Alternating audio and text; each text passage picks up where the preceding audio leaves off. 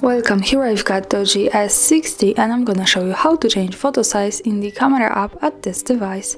So let's start by tapping on the camera button to open it, and for now we are in the standard photo mode.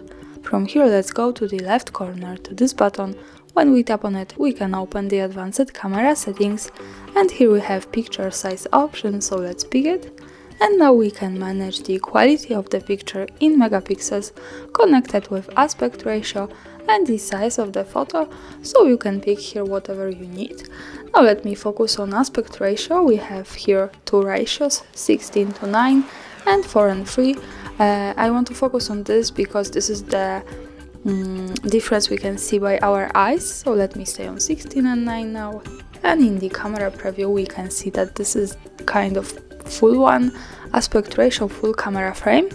When we tap here once again to the picture size, let's go back to 4:3, and in the camera preview we can see that this is the shorter one, so this is the difference here.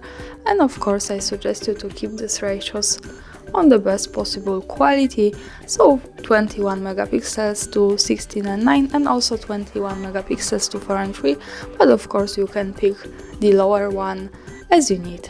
And that's all. Thanks for watching, subscribe our channel and leave the thumbs up.